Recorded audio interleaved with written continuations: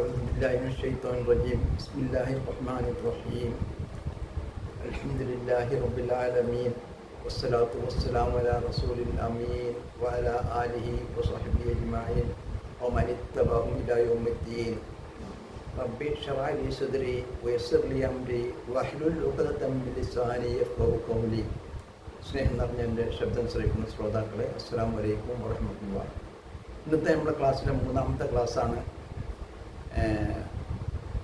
കഴിഞ്ഞ രണ്ട് ക്ലാസ്സിൻ്റെ ഒന്ന് ഓർമ്മിപ്പിച്ചുകൊണ്ട് മൂന്നാമത്തെ ക്ലാസ്സിലേക്ക് കടക്കാം.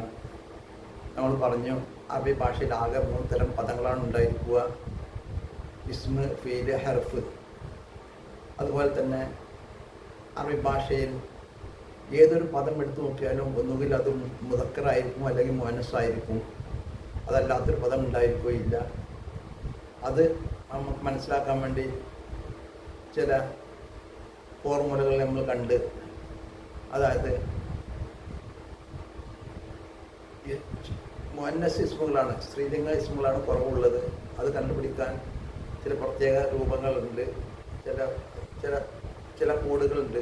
ആ കോഡുകൾ ഉണ്ടെങ്കിൽ അത് മുഅന്നസായിരിക്കും, അതില്ലാത്തതാണെങ്കിൽ മുദക്കറായി കണക്കാക്കാം എന്ന് നമ്മൾ മനസ്സിലാക്കി.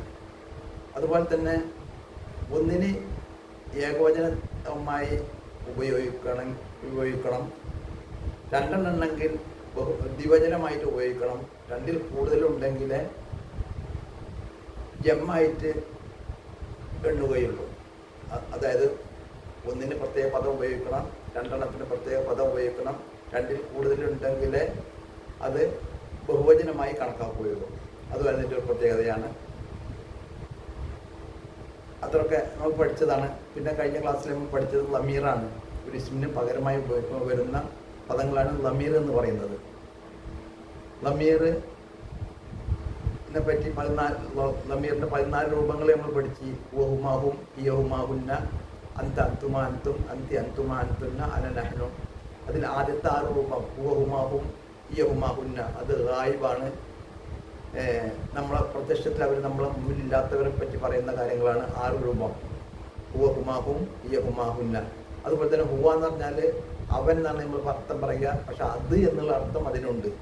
അത് ഖുർആനിൽ ഇഷ്ടം പോലെ നമ്മൾ കാണാൻ കഴിയും. പിന്നെ മുഖാത്തബ്, നമ്മളെ മുന്നിലുള്ള ആളുകളോട് സംസാരിക്കുന്ന ഒരു രീതിയാണ് മുഖാത്തബ് എന്ന് പറയുന്നത്. അന്ത അന്തുമാ അന്തും അന്തി അന്തുമാ അന്തുന്ന. നിങ്ങൾ 2 പേർ, നിങ്ങൾ, നീ സ്ത്രീ, നിങ്ങൾ 2 പേർ, നിങ്ങൾ സ്ത്രീകൾ. പിന്നെ മുത്തക്കല്ലിമാണ്, പറയുന്ന ആള്. മുത്തക്കല്ലിം തന്നെ പറയുന്ന ആള്. അവർ 2 രൂപയുള്ളൂ. അന നഹ്നു. ഇതാണ് നമ്മൾ കഴിഞ്ഞ ക്ലാസ്സിൽ പഠിച്ചത്. ഇനി അതിൻ്റെ തന്നെ ഒരു വിശദീകരണം ലളിതമായിട്ട് നമുക്ക് നോക്കാം. നമ്മൾ ഒരു ഇസ്മിന് 3 രൂപത്തിൽ അതിൻ്റെ ഹർക്കത്ത് വരും. സ്വാഭാവികമായി അതിൻ്റെ ഒരു ഇസ്മിൻ്റെ ഹർക്കത്ത് ഉണ്ടാകുക തൻമീനുള്ള ലമ്മായിരിക്കും. അതിൻ്റെ സ്വാഭാവിക രൂപം തൻമീനുള്ള ലമ്മ്, 2 ലമ്മ്. അത് ചിലപ്പോൾ മാറ്റം വരും, 2 ഫത്ഹായി വരും, 2 കിസ്റായി വരും. അങ്ങനെ ഉള്ള ഇസ്മുകളിൽ 85% ഇസ്മുകളും 3 തരം ഹർക്കത്തുകൾ സ്വീകരിക്കുന്നവയാണ്. നമ്മൾ ഇസ്മിന് ഹർക്കത്തുകൾ എന്ന് പറയുമ്പോൾ ഒരു ഇസ്മിൻ്റെ അവസാനത്തിൽ, ഇസ്മിന് പദം, ഒരു പദത്തിൻ്റെ അവസാനത്തിൽ വരുന്ന അക്ഷരത്തിന് ഉണ്ടാകുന്ന ഹർക്കത്തിനെ നമ്മൾ ഏറാബ് എന്ന് പറയും. ഒരു പദത്തിൻ്റെ അവസാനത്തിൽ വരുന്ന അക്ഷരത്തിന് കൊടുക്കുന്ന ഹർക്കത്തിന് ഏറാബ് എന്നാണ് പറയുക. ഏറാബ്, അത് ഒരു പദത്തിൻ്റെ അവസാനത്തിൽ വരുന്ന അക്ഷരത്തിന് വരുന്ന ഹർക്കത്താണ് ഏറാബ് എന്നാണ്. ആ ഏറാബ് അങ്ങനെ മാറി വരുന്നതിനനുസരിച്ച് അതിൻ്റെ അർത്ഥത്തിനും ചില വ്യത്യാസങ്ങളുണ്ടാവും. അങ്ങനെ മാറി വരുന്നവയാണ് 85% ഇസ്മുകളും. ബാക്കി 13% ഇസ്മുകൾ 2 തരം ഇറാബുകൾ സ്വീകരിക്കുന്നവയാണ്. 2 തരം ഇറാബുകൾ അതിന് സ്വീകരിക്കുകയുള്ളൂ. ലമ്മ് സ്വീകരിക്കും, ഫത്ഹ് സ്വീകരിക്കും, കിസ്ർ സ്വീകരിക്കില്ല. അങ്ങനത്തെ പദങ്ങൾ 13% ഉണ്ട്. ഒരേ രൂപം സ്വീകരിക്കുന്ന ഇസ്മുകളുണ്ട്. അതിനാണ് മബനിയായ കൽമത്തുകൾ എന്ന് പറയാം. മബനിയായ കൽമത്തുകൾ. അതിൽ ഈ 3 രൂപത്തിൽ വരുമ്പോഴുള്ള അർത്ഥത്തിനും ഈ ഒരു ഇറാബ് മാത്രമേ സ്വീകരിക്കുള്ളൂ. ഹുവ എന്നുള്ളതിന് മാറ്റാൻ പറ്റില്ല. ഹുവ എന്നുള്ള അവൻ,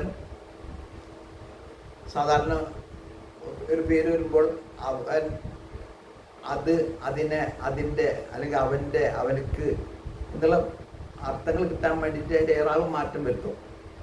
പക്ഷെ മബ്നിയായ കലിമത്തുകൾക്ക് അതിൻ്റെ അർത്ഥം മാറ്റാൻ, ഇറാബ് മാറ്റാൻ പറ്റില്ല. അതിൻ്റെ അർത്ഥം ഏതാണെങ്കിലും കൊടുക്കാം. വിശദീകരിച്ച് പറയാം. നമ്മൾ 3 തരം ഇറാബുകൾ സ്വീകരിക്കുന്ന ഇസ്മുകളാണ് 85% ഇസ്മുകളും. അതിപ്പോൾ മുഹമ്മദുൻ, മുഹമ്മദൻ, മുഹമ്മദിൻ, മുഹമ്മദ്, മുഹമ്മദിനെ, മുഹമ്മദിൻ്റെ എന്നൊക്കെയുള്ള തുടങ്ങിയ അർത്ഥങ്ങൾ വരാൻ വേണ്ടിയിട്ടാണ് ഇറാബുകൾക്ക് മാറ്റം വരുത്തുന്നത്. പക്ഷെ 13% പദങ്ങൾ 2 തരം ഇറാബുകളെ സ്വീകരിക്കുകയുള്ളൂ.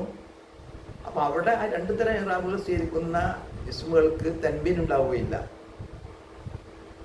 അങ്ങനത്തെ പദങ്ങൾ ഉണ്ട്. ഇപ്പോൾ ഇബ്രാഹിമു, ഇസ്മായിലു, ഇസ്ഹാഖു, ഇതൊക്കെ 2 തരം ഇറാബുകൾ സ്വീകരിക്കുന്ന ഇസ്മുകളാണ്. അതിനൊന്നും തൻവീൻ ഉണ്ടായിരിക്കുകയില്ല, അത് കിസറും സ്വീകരിക്കുകയില്ല. അതുപോലെ തന്നെ അറബി സ്ത്രീകളുടെ പേരുകൾ, അതും 2 തരം ഇറാബുകൾ മാത്രമേ സ്വീകരിക്കുള്ളൂ, അതിൽ തൻവീനും ഉണ്ടായിരിക്കുകയില്ല. ഇപ്പം ആയിഷത്തു, ഖദീജത്തു, മറിയമു, അങ്ങനെയുള്ള പദങ്ങൾക്കൊക്കെ 2 രൂപ ഉണ്ടായിരിക്കുകയുള്ളൂ. അർത്ഥം ഏതാണോ അതിന് സന്ദർഭത്തിനനുസരിച്ചുള്ള നമുക്ക് കൊടുക്കാൻ കഴിയും. അതുപോലെ തന്നെ 3ാമതൊരു രൂപമാണ് 2% രൂപം. ഒരേ തരം രൂപമേ ഉണ്ടായിരിക്കുള്ളൂ, ഒരു തരം ഹർക്കത്ത് അതിന് ഇറാബ് മാത്രമേ അതിനുണ്ടായിരിക്കുള്ളൂ, സ്വീകരിക്കുകയുള്ളൂ. മറ്റൊരു ഇറാബ് അത് സ്വീകരിക്കില്ല. പക്ഷേ ഈ 3 തരത്തിൻ്റെ അർത്ഥം, ഏത് തരത്തിലുള്ള അർത്ഥമാണോ അതിന് കൊടുക്കേണ്ടത് അതവിടെ കൊടുക്കാം. ഇപ്പോൾ അവനക്ക് എന്ന് കൊടുക്കണമെങ്കിലും, അവൻ്റെ എന്ന് കൊടുക്കണമെങ്കിലും, അവനെ എന്ന് പറയണമെങ്കിലും ഒക്കെ ഹുവ തന്നെ പറയുള്ളൂ. അല്ലെങ്കിൽ അത് എന്ന് പറയണമെങ്കിലും, അതിനെ എന്ന് പറയണമെങ്കിലും, അതിൻ്റെ എന്ന് പറയണമെങ്കിലും ഒക്കെ ഹുവ മാത്രമേ കൊടുക്കുകയുള്ളൂ. അതിനൊരു മാറ്റം വരുത്താൻ പറ്റില്ല. അതാണ് 3 തരം ഇറാബുകൾ സ്വീകരിക്കുന്ന പദങ്ങൾ എന്ന് പറഞ്ഞാൽ. ചില ഇസ്മുകൾ 3 തരം ഇറാബുകൾ സ്വീകരിക്കും, ചിലത് 2 തരം സ്വീകരിക്കുള്ളൂ, ചിലത് ഒറ്റ തരം ഇറാബുകൾ മാത്രമേ സ്വീകരിക്കുള്ളൂ. അതിൽ പെട്ടെന്നാണ് നമ്മൾ കഴിഞ്ഞ പ്രാവശ്യം പഠിച്ച ലമീറുകൾ. ലമീർ എന്ന് പറഞ്ഞാൽ 14 രൂപം ഉണ്ടാവും. അതിൽ 6 രൂപം ഗായിബ് രൂപമാണ്, 6 രൂപം മുത്തക്കല്ലിം മുഖാത്തബ് രൂപമാണ്, 2 രൂപം മുത്തക്കല്ലിം രൂപമാണ്. 6 രൂപം ഗായിബ് രൂപമാണ്, 6 രൂപം മുഖാത്തബ് രൂപമാണ്, 2 രൂപം മുത്തക്കല്ലിം രൂപമാണ്.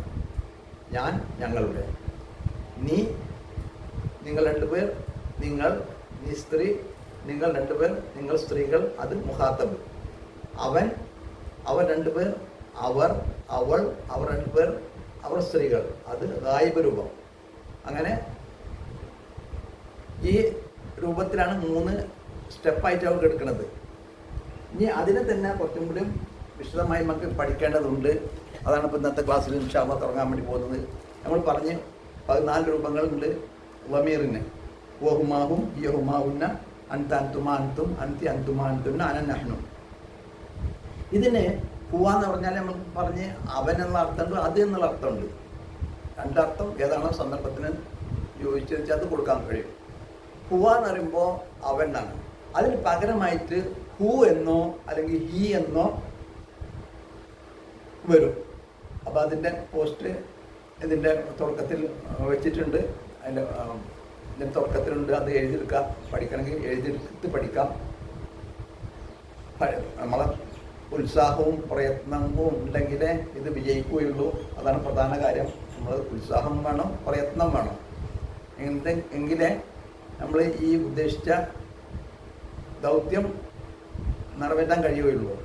അപ്പം അത് ആ ഉത്സാഹത്തോടുകൂടി പഠിക്കുകയും പ്രയത്നിക്കുകയും വേണം. അപ്പോൾ ഹുവ എന്ന് പറഞ്ഞാൽ അവൻ എന്നർത്ഥമുണ്ട്, അത് എന്നാണ് അർത്ഥമുണ്ട്. ഹുവക്ക് പകരം ചിലപ്പോൾ ഹു എന്ന് മാത്രമായിട്ട് വരും, അല്ലെങ്കിൽ ഹി എന്ന് മാത്രമായിട്ട് വരും. അപ്പോഴും അർത്ഥം ആ ഹുവയുടെ അർത്ഥം തന്നെയാണ്. ഹുവക്ക് എന്താണ് അർത്ഥമുള്ളത്? ആ അർത്ഥം ആ വെറും ഒരു ഹൂക്ക് കൊടുക്കുക അല്ലെങ്കിൽ ഹീക്ക് കൊടുക്കുക. ഇതിനൊക്കെ ഒട്ടി നിൽക്കുന്ന ലമീറുകൾ എന്നാണ് പറയുക. ഒരു പദത്തിൻ്റെ കൂടെ ചേർന്ന് വരുന്ന അറ്റാച്ച്ഡ് ലമീറുകളായിട്ടാണ് ഇത് വരിക. ഹു എന്ന് വരും അല്ലെങ്കിൽ ഹി എന്ന് വരും. അപ്പോൾ ഹുമക്ക് പകരം ഹിമ എന്നും വരും. ഹിമ എന്ന് വരണമെങ്കിൽ ആ ഹുവയുടെ തൊട്ട് മുന്നേ ഒന്നുകിൽ യാ ആയിരിക്കണം അല്ലെങ്കിൽ കിസ്റായിരിക്കണം. തൊട്ട് മുമ്പ് അക്ഷരത്തിൽ കിസ്റായിരിക്കണം. അപ്പോഴാണ് ഹിമ എന്ന് പറയാം. ഹുമക്ക് പകരം ഹിമ എന്ന് വരണമെങ്കിൽ തൊട്ട് മുമ്പ് യാ ആയിരിക്കണം അല്ലെങ്കിൽ തൊട്ട് മുമ്പുള്ള അക്ഷരത്തിന് കിസ്റായിരിക്കണം. അപ്പോഴാണ് ഹുമക്ക് പകരം ഹിമ എന്ന് പറയാം. അമാര് ഹും എന്നുള്ളതിന് ഹിം എന്നും പറയും. അതും ആ കാരണം തന്നെയാണ്. അപ്പോൾ ഹുവക്ക് പകരം ഹു എന്ന് വരും അല്ലെങ്കിൽ ഹി എന്ന് വരും. ഹുമക്ക് പകരം ഹിമ എന്ന് വരും. ഹും എന്നതിന് പകരം ഹിം എന്നും വരും. അമാര് ഹിയ എന്നുള്ളതിന് ഹ എന്ന് മാത്രമായിട്ട് വരും. ഹാവും തൊട്ട് ഒരു അറ്റാച്ച് ആയിട്ട് ഒരു അൽഫം കൊടുക്കണം. ഹ അവൾ എന്നുള്ള ഹിയക്ക് പകരം വരുന്നതാണ്. അപ്പോൾ അവൾ, അവളുടെ, അവൻ്റെ അല്ലെങ്കിൽ അത്, അതിനെ, അതിൻ്റെ എന്നല്ല എല്ലാ അർത്ഥം ഏതാണോ അതിന് ചോദിച്ചത് അത് കൊടുക്കാൻ പറ്റും. അതുമാതിരി ഹുമ എന്നുള്ളതിന് പകരം ഹീമ എന്ന് വരും. ഹുന്ന എന്നുള്ളതിന് പകരം ഹിന്ന എന്ന് വരും. ഹുന്ന എന്നുള്ളതിന് പകരം ഹിന്ന എന്നും വരും. അതുമാതിരി അന്ത എന്നുള്ളതിന് പകരം താ മാത്രമായിട്ട് വരും. അന്ത എന്നുള്ളതിനും അത് സാധാരണ അത് ഫീലിൻ്റെ കൂടിയാണ് വരല്. ഫീൽ നമ്മൾ പഠിക്കുമ്പോൾ കൂടുതലായി പഠിക്കും. അന്ത എന്നുള്ളത്, അന്ത എന്ന് പറഞ്ഞാൽ നീ എന്നാണ്. നീ എന്നുള്ളതിന് പകരം വെറും താ മാത്രമായിട്ട് അതിൻ്റെ കൂടെ കൂട്ടിച്ചേർത്ത് വരും. ഒക്കെ അറ്റാച്ച്ഡ് ലമീറാണ് കേട്ടോ. ഒരു പദത്തിൻ്റെ കൂടെ ചേർന്ന് വരുന്ന ലമീറുകളാണ് ഈ അറ്റാച്ച്ഡ് ലമീറുകൾ എന്ന് പറയുന്നത്. അന്തക്ക് പകരം താ മാത്രമായിട്ട് വരും. അൻതുമ എന്നുള്ളതിന് പകരം തുമ എന്ന് മാത്രമായിട്ട് വരും. അൻതും എന്നുള്ളതിന് തും എന്ന് മാത്രമായിട്ടും വരും. അപ്പോൾ അൻതി എന്നുള്ളതിന് തീ എന്ന് മാത്രമായിട്ട് വരും. അൻതുമ എന്നുള്ളതിന് തുമ എന്ന് മാത്രമായിട്ട് വരും. അൻതുന്ന എന്നുള്ളതിന് തുന്ന എന്ന് മാത്രമായിട്ടും വരും. അതാണ് ഈ ഒട്ടി നിൽക്കുന്ന ലമീർ, അറ്റാച്ച്ഡ് ലമീർ എന്ന് പറയുന്നത്. ആ ഒരു പദത്തിൻ്റെ കൂടെ ഒട്ടിയിട്ടാണ് അത് വരലുണ്ടാകുക. അപ്പോൾ നമുക്ക് ഖുർആൻ നോക്കുമ്പോൾ നമുക്ക് കാണാൻ കഴിയും ഇൻഷാ അല്ലാഹ്. പിന്നെ അനനഹനോ അത് മുത്തക്കല്ലിമിൻ്റെ ആ രൂപം തന്നെയാണ്. പിന്നെ മറ്റൊരു രൂപമുണ്ട്, അത് മിക്കവാറും ഇസ്മിൻ്റെ കൂടെ ആയിട്ടാണ് വരിക. ഓ ഹുമാഹും ഹിയ ഹുമാഹുന്ന ആ രൂപത്തിൽ അല്ല, പിറ്റത്തെ ആ മുഖാത്തിബ് രൂപത്തിലാണ് അത് വരിക. ക കുമാക്കും കി കുമാക്കുന്ന യാന. അൻത എന്നുള്ളതിന് പകരം ക എന്ന് മാത്രമായിട്ട് വരും. അൻത എന്നുള്ളതിന് പകരം സാധാരണ ഇസ്മിൻ്റെ കൂടെ വരുമ്പോഴും. ഇപ്പോൾ കിതാബ് എന്ന് പറഞ്ഞ ഒരു ഇസ്മാണ്, പേരല്ലേ. കിതാബുക്ക എന്ന് പറയുമ്പോൾ നിന്റെ പുസ്തകം. ക കുമാക്കും കി കുമാക്കുന്ന യാന. ക എന്ന് പറഞ്ഞാൽ നീ, അന്തക്ക് പകരം ഉപയോഗിക്കുന്ന ക. അൻതുമ എന്നുള്ളതിന് പകരം കുമ എന്ന് ഉപയോഗിക്കും. അൻതു എന്നുള്ളതിന് പകരമായിട്ട് കും എന്നും ഉപയോഗിക്കും. അപ്പോൾ ക കുമാക്കും. ആ കും എന്നുള്ളതിന് ദിവസം നമ്മൾ ഉപയോഗിക്കുന്നുണ്ട്. അസ്സലാമു അലൈക്കും. അല എന്ന് പറഞ്ഞാൽ മേൽ. അലൈക്കും എന്ന് പറയുമ്പോൾ നിങ്ങളുടെ പേരിൽ അള്ളാഹുവിൻ്റെ സലാം ഉണ്ടായിരിക്കട്ടെ. അത് നമ്മൾ കും എന്നുള്ളതിന് ദിവസം നമ്മൾ ഉപയോഗിക്കുന്ന പദമാണ്. അസ്സലാമു അലൈക്കും. അപ്പോൾ ക കുമാക്കും. ക എന്ന് പറഞ്ഞാൽ നീ, നിനക്ക്, നിൻ്റെ എല്ലാ അർത്ഥവും അതിനൊക്കെ കിട്ടും. കുമ എന്ന് പറഞ്ഞാൽ നിങ്ങൾ രണ്ടുപേർ, കും നിങ്ങൾ.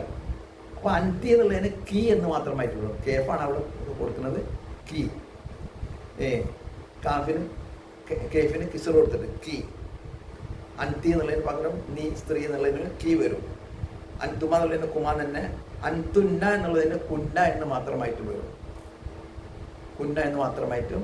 നിങ്ങൾ സ്ത്രീകൾ എന്നുള്ളതിന് നിങ്ങൾ സ്ത്രീകളുടെ, നിങ്ങൾ സ്ത്രീകൾക്ക്, നിങ്ങൾ സ്ത്രീകളെ എന്നുള്ളതിന് കുന്ന എന്ന് മാത്രമായിട്ട് വരും. അതുപോലെ അത് അവിടെ മുത്തക്കല്ലിമിൻ്റെ രൂപമുണ്ട്. അന എന്നുള്ളതിന് പകരം യാ മാത്രമായിട്ട് വരും. യാ എന്ന് മാത്രമല്ല ഞാൻ, എൻ്റെ, എന്നെ, എനിക്ക് എന്നുള്ള എല്ലാ അർത്ഥം ആ യാക്ക് കിട്ടും. നെഹനു എന്നുള്ളതിന് പകരം നാ എന്നായിട്ടും വരും. ഇതൊക്കെ ഒരു ലമീറിൻ്റെ മറ്റൊരു രൂപമാണ്. ഇതൊക്കെ ഒട്ടി നിൽക്കുന്ന ലമീറുകളാണ്. നമ്മൾ പറഞ്ഞ് ഇതാണിപ്പോൾ പുതുതായിട്ട് ഈ ലമീറിൻ്റെ കൂടെ പഠിക്കാനുള്ളത്. ക കുമാക്കും കി കുമാക്കുന്ന യാന്ന. അത് ഒരു ഫോർമുലയാണ്. ക കുമാക്കും കി കുമാക്കുന്ന യാന്ന. ക എന്ന് പറഞ്ഞാൽ അന്ത, കുമ എന്ന് പറഞ്ഞാൽ അന്തുമ, കും എന്ന് പറഞ്ഞാൽ അന്തും എന്ന അർത്ഥം തന്നെയാണ്. അൻതി എന്നുള്ളതിന് കി എന്ന് പറയും. അൻതുമ എന്നുള്ളതിന് കുമ എന്ന് പറയും. അൻതുന്ന എന്നുള്ളതിന് കുന്ന എന്ന് പറയും. അന എന്നുള്ളതിന് യാ, ഒരു യാ മാത്രമായിട്ട് വരും. നഹ്നു എന്നുള്ളതിന് ന മാത്രമായിട്ട് വരും. അപ്പോൾ അവന്മാർ ഹു ഹി ഹിമ ഹും ഹു ഹിമ ഹിം ഹ ഹിമ ഹിന്ന ത തുമ തും തി തുമ തുന്ന, അതും ഒരു ഫോർമുലയാണ്. ഹു താ തുമാത്തും തീ തുമാത്തുന്ന, അങ്ങനെ ഒരു ഫോർമുല പഠിച്ചാൽ മതി. താ തുമാത്തും തീ തുമാത്തുന്ന. താ എന്ന് പറഞ്ഞാൽ നീ, തുമ നിങ്ങൾ രണ്ടുപേർ, തും നിങ്ങൾ, തീ നീ സ്ത്രീ, തുമ നിങ്ങൾ രണ്ട് സ്ത്രീകൾ, തുന്ന നിങ്ങൾ സ്ത്രീകൾ. താ തുമാത്തും തീ തുമാത്തുന്ന. ഹു ഹിമ ഹിം ഹ ഹിമ ഹിന്ന. അപ്പം ഇതിൻ്റെ ഫോട്ടോ ഇവിടെ കൊടുത്തിട്ടുണ്ട്. അത് നോക്കി മനസ്സിലാക്കുക, അത് പഠിക്കണം. ഇൻഷാ അല്ലാഹ് നമ്മൾ ഇതുവരെ എടുത്ത് പഠിച്ചതിൻ്റെ ഒരു രൂപം ഖുർആനിൽ നിന്ന് നമുക്ക് മനസ്സിലാക്കാൻ പറ്റും. ഇപ്പം ഖുർആനിലെ സൂറത്ത് ബഖറയിലെ 16 ആയത്തിൽ എന്നുള്ളത് 28 പ്രാവശ്യം വന്നിട്ടുണ്ട്. 28 പ്രാവശ്യം എന്നുള്ള പദം വന്നിട്ടുണ്ട്. റസക്കിന എന്നുള്ളത് റസക്ക എന്ന് പറഞ്ഞാൽ നൽകിയെന്നാണ്. റസക്കിന എന്ന് പറയുമ്പോൾ അവിടെ ഇപ്പം നെഹ്നുവിന് പകരം നാ പറഞ്ഞല്ലോ. നെഹ്നു എന്നതിന് പകരം മുത്തക്കല്ലിമിൻ്റെ ബഹുവചനത്തിന്, മുത്തക്കല്ലിമിൻ്റെ ഏകവചനം യാ എന്നാണ്, ബഹുവചനം നാ എന്നാണ്. നെഹ്നു എന്നുള്ളത് നാ. റസക്ക് നാം നൽകി. റസക്ക എന്ന് പറഞ്ഞാൽ അവൻ നൽകി. റസക്കിന എന്ന് പറയുമ്പോൾ നാം നൽകി അള്ളാഹു പറയാണ് അവർക്ക്. പിന്നെ അതിൻ്റെ ശേഷം ഹും എന്ന് പറയുന്നത് റസക്കിനാഹും. അപ്പം 3 പദങ്ങൾ ചേർന്നുള്ളതാണ് റസക്ക നാ ഹും. റസക്കിനാഹും അവർക്ക് നാം നൽകി, അവർക്ക് നാം നൽകി. റസക്ക എന്ന് പറഞ്ഞാൽ നൽകി. നാ എന്ന് പറഞ്ഞാൽ നെഹ്നു എന്നുള്ള മുത്തക്കല്ലിമിൻ്റെ നെഹ്നു എന്നുള്ളതിന് നാ ആണ്. ഹും അവർക്ക്.